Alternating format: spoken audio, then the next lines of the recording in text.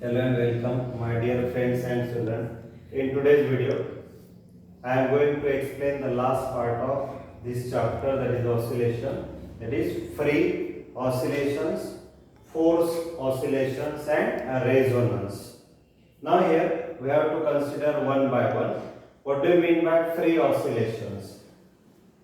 Whenever any body capable of doing vibrations or oscillations disturb from the mean position and release it, then that body perform the vibrations or oscillations with its own natural frequency only because of restoring force.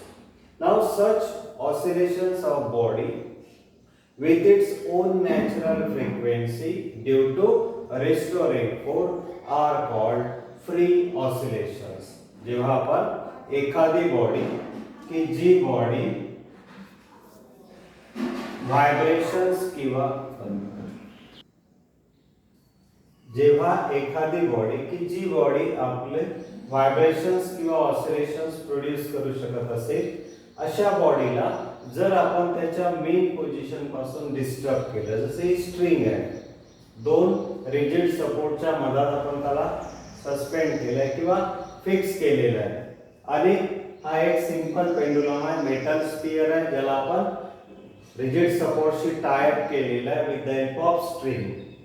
मग जेव्हा या स्ट्रिंगला किंवा या simple पेंडुलमला त्याच्या main position पासून आपण disturb करू, याला जर इथे एका पर्टिक्युलर पॉइंटला आपण बाय अप्लाइंग सम फोर्स याला डिस्टर्ब केलं आणि रिलीज केलं, तर ही जी स्ट्रिंग आहे ही अप अँड डाऊन डायरेक्शनला आपलं कंटिन्युअस मोशन परफॉर्म करेल काही वेळापुरतं. आणि इथे सिंपल पेंडुलमला जर मी त्याच्या मेन पोझिशन पासून समजा डिस्टर्ब केलं, ओ पासून ए पर्यंत आणलं आणि इथून याला सोडून दिलं, रिलीज केलं, तर हा सिंपल पेंडुलम ए पासून ओ पर्यंत जाईल, ओ पासून बी पर्यंत, पुन्हा बी पासून ओ पर्यंत, ओ पासून ए पर्यंत. ज्या ठिकाणाहून आपण त्याला रिलीज केलं त्याच ठिकाणी जेव्हा तो येईल तेव्हा त्याचं एक ऑसिलेशन पूर्ण होतं. असे ऑसिलेशन जेव्हा एखादी बॉडी आपल्या ओन नॅचरल फ्रिक्वेन्सीने परफॉर्म करत असेल, तर अशा ऑसिलेशनला फ्री ऑसिलेशन्स म्हणतात. काय लिहिलंय बघा आपण, whenever any body capable of doing vibrations or oscillations disturb from its mean position. जेव्हा एखादी बॉडी की जी व्हायब्रेशन्स किंवा ऑसिलेशन्स प्रोड्यूस करू शकत असेल, अशा बॉडीला जर त्याच्या मेन पोझिशन पासून डिस्टर्ब केलं आणि नंतर त्याला रिलीज केलं, इथे आपण एक फोर्स लावतोय, एका पर्टिक्युलर पॉइंटला रिलीज करतोय, इथे याला ओ पासून ए पर्यंत आणतोय आणि इथून रिलीज करतोय, अशा केसमध्ये ही बॉडी जी व्हायब्रेशन्स किंवा ऑसिलेशन्स प्रोड्यूस करतं with its own natural frequency, स्वतःच्या फ्रिक्वेन्सीने, तर अशा ऑसिलेशनला आपण म्हणतो फ्री ऑसिलेशन. या वेळेला आपण केवळ एकच वेळेला सिंगल टाइम फोर्स अप्लाय करतो to disturb that body so that that body can set into oscillations or vibration. मग इथे ही बॉडी जी ऑसिलेशन परफॉर्म करत आहे, सिंपल पेंडुलमच्या बाबतीत आपण कन्सिडर करूया की जेव्हा आपण या सिंपल पेंडुलमला ही त्याची मेन पोझिशन, इथून याला या ठिकाणी आणलं, इथून याला रिलीज केलं, रिलीज केल्यानंतर हा जो सिंपल पेंडुलम आपलं ऑसिलेशन परफॉर्म करेल, हे केवळ त्याच्या रिस्टोरिंग फोर्समुळेच तो परफॉर्म करेल आणि या वेळेला त्याची जी फ्रिक्वेन्सी ऑफ ऑसिलेशन असते ती त्याची स्वतःची असते, इट्स ओन.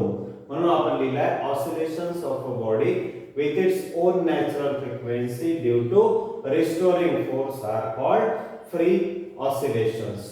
मग आता जेव्हा आपण या बॉडीला एका पर्टिक्युलर पॉइंटला, एका पर्टिक्युलर पोझिशनला आणलं आणि इथून याला रिलीज केलं, तर what about it's energy, what about it's amplitude, what about its frequency of oscillation? Now all these three things goes on decreasing as the time increases. जसे आपण या सिंपल पेंडुलमला ओ पासून ए या ठिकाणी आणलं. ए या ठिकाणी आणल्यानंतर तिथून त्याला आपण रिलीज केलं. म्हणजे एका पर्टिक्युलर पहिले पोझिशनला आणलं, म्हणजे त्याला आपण एनर्जी दिली. ही जी एनर्जी आपण त्याला दिली ती एनर्जी त्याची हळूहळू ही डिक्रीज होतं. By because of some medium which is present here. That medium opposes the motion of that simple pendulum. In order to overcome that opposition, some of the energy that get lost by the simple pendulum. म्हणून मग त्याची energy जी आहे ही हळूहळू कमी होत जातं. त्याचा amplitude पण maximum displacement from main position ते पण हळूहळू कमी होतं. आणि frequency means number of oscillations made by the that body in unit time ते पण कमी होतं. म्हणजे या तिन्ही गोष्टी ज्या आहेत, energy of oscillating body, amplitude of oscillating body and frequency of oscillating body goes on decreasing as the time increases. So this is simply the free oscillations. Now consider the second type of oscillation, that is the forced oscillations. Now again, whenever any object again capable of doing that is oscillation allowed to oscillate or vibrate, but by applying the external periodic force, then that body oscillate with the frequency other than natural frequency. Then oscillations of body are called free oscillation. Forced oscillations. What I say, when any body is allowed to oscillate or vibrate by applying certain external periodic force, then that body oscillate with the frequency other than natural frequency, or with the frequency equal to frequency of external periodic force.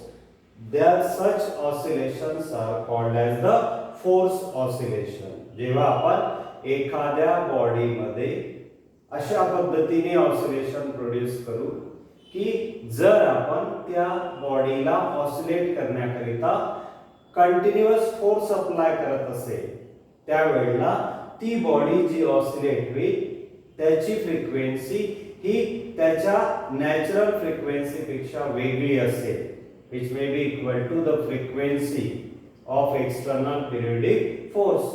मग अशा व्हायब्रेशनला म्हणतात, अशा ऑसिलेशनला म्हणतात force oscillation. Example बघा की जर आपण इथे आता एका सिंगल रिजिड सपोर्टला एक स्ट्रिंगला चार वेगवेगळे पेंडुला आपण इथे सस्पेंड केले of different length. So when number of pendula suspended to the same rigid support and when any one of them याच्यामधला कोणताही एक, आता समजा आपण कन्सिडर करूया ए, या ए ला जर मी त्याच्या मेन पोझिशन पासून डिस्टर्ब केलं, डिस्प्लेस केलं आणि इथून रिलीज केलं, याला जर आपण रिलीज केलं तर आता उरलेले तीन बी सी आणि डी हे पेंडुला सुद्धा ऑसिलेशन मध्ये सेट होईल, ऑसिलेशन परफॉर्म करेल. मग ए चं जे ऑसिलेशन आहे, ए हा स्वतः आपल्या फ्रिक्वेन्सीने ऑसिलेट होईल, कारण याला आपण नुसतं त्याच्या मेन पोझिशन पासून डिस्प्लेस केलं आणि रिलीज केलं, तर हा आपल्या ओन फ्रिक्वेन्सीने ऑसिलेट होईल. म्हणून ए चं जे ऑसिलेशन आहे ते फ्री ऑसिलेशन. पण बी सी आणि डी यांच्यामध्ये प्रोड्यूस होणारं ऑसिलेशन जे आहे हे because of this simple pendulum A मुळे बी सी आणि डी यांच्यामध्ये ऑसिलेशन प्रोड्यूस होईल. त्यामुळे बी ने सी आणि डी यांनी प्रोड्यूस केलेले जे ऑसिलेशन आहेत त्यांना आपण म्हणतो called as the force oscillations. त्यांना आपण फोर्स ऑसिलेशन असं म्हणतो. म्हणून इथे लिहिलंय की Wien number of pendula suspended to the same rigid support, that is the string, and any one of them displaced from the main position and released, then all other pendula perform the oscillations, that is B, C and D. The oscillations of such body under the influence of external periodic force. ह्या बी C आणि D bodies तोपर्यंत oscillate होत राहील जोपर्यंत ए oscillate होत राहील. बी C आणि D यांची इच्छा असो की नसो त्यांना ऑसिलेट व्हावंच लागेल बिकॉज ऑफ ए, कारण ए त्यांच्यावर कंटिन्युअसली फोर्स एक्झर्ट करणार. मग जोपर्यंत ए हा बी सी डी वर फोर्स एक्झर्ट करेल तोपर्यंत हे पेंडुला ऑसिलेशन्स प्रोड्यूस करेल. त्यांच्या ऑसिलेशनला आपण म्हणू फोर्स ऑसिलेशन. आपण पिरियडचा फॉर्म्युला बघितलाय सिंपल पेंडुलमचा T = 2π√L/G. याच्यावरूनच आपल्याला फ्रिक्वेन्सी मिळतं, दॅट इज 1 n = 1/√G/L. याने आपण त्यांची फ्रिक्वेन्सी ऑफ ऑसिलेशन कॅल्क्युलेट करू शकतो.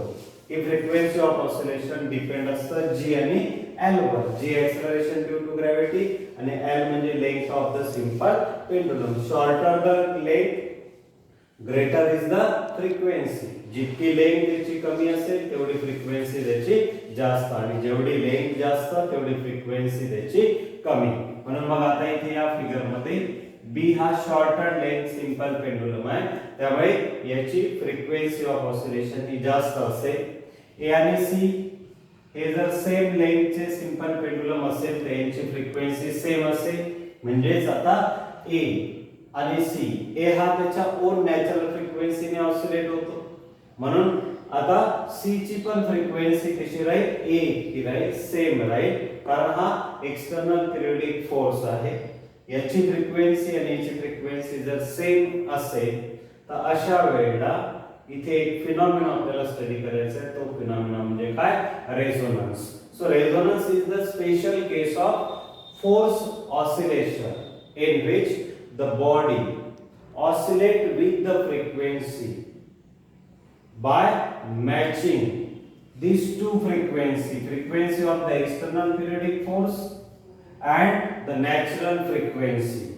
जेव्हा आपण फोर्स ऑसिलेशन प्रोड्यूस करतो बाय अप्लाइंग सर्टन फोर्स. इथे एक्सटर्नल पिरियोडिक फोर्स अप्लाय करतोय आपण A च्या सहाय्याने C वर. मग याची फ्रिक्वेन्सी आणि जर या पेंडुलमची फ्रिक्वेन्सी ही जर सेम झाली तर अशा वेळेला दोन फ्रिक्वेन्सी मध्ये जे मॅचिंग फिनॉमिना येतो की ज्यामुळे ती बॉडी मॅक्सिमम एम्प्लिट्यूडने ऑसिलेट होतं, त्या फिनॉमिनाला म्हणतात that is called as the resonance. Resonance is simply the phenomena of matching the frequencies of oscillation.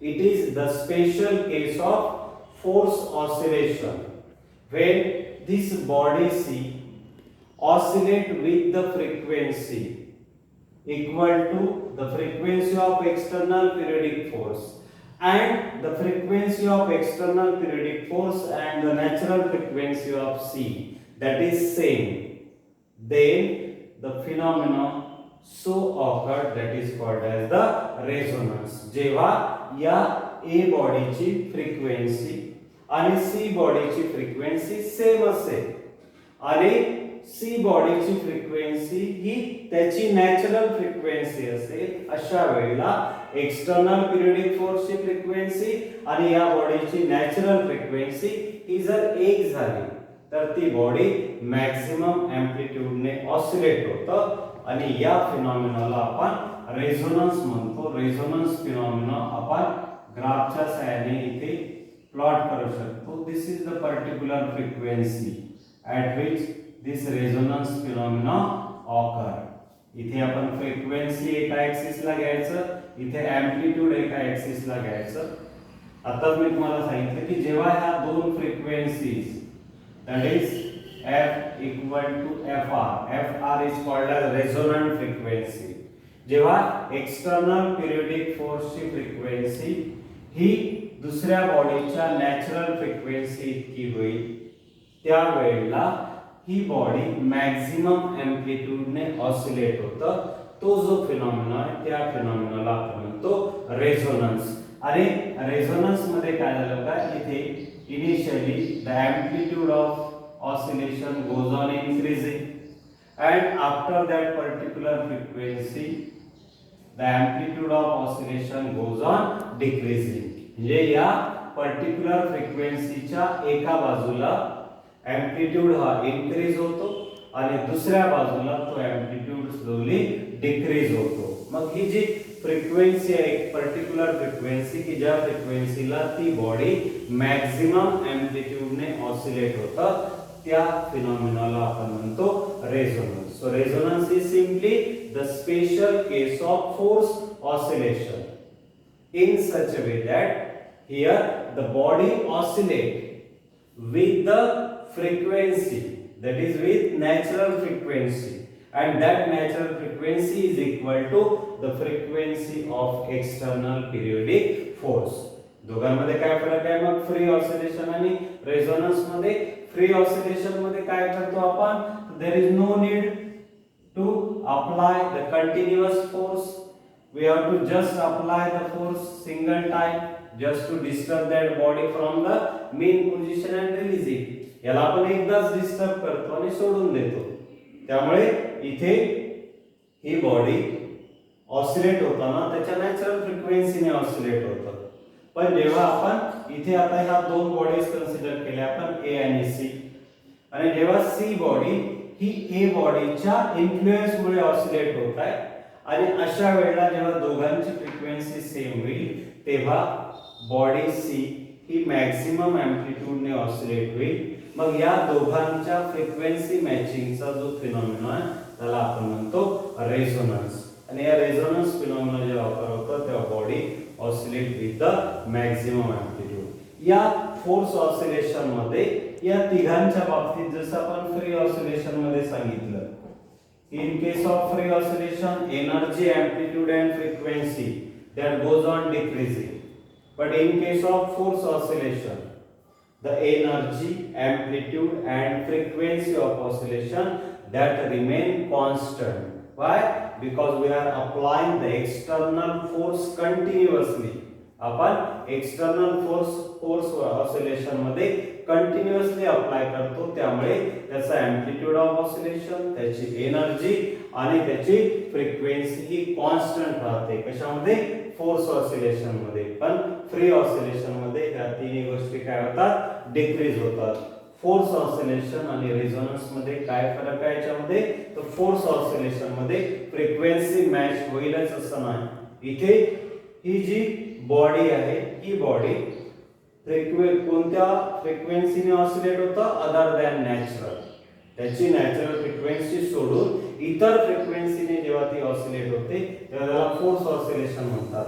आणि जेव्हा या दोन बॉडीमध्ये फ्रिक्वेन्सी मॅच केल्या जातं, फ्रिक्वेन्सी मॅच होतं, that is frequency of external periodic force equal to natural frequency of body, त्यावेळेला हा फिनॉमिना ऑकर होतो. त्या फिनॉमिनाला म्हणतात resonance. So this is the free oscillations, force oscillations and the resonance. So this completes your fifth chapter, that is the oscillation.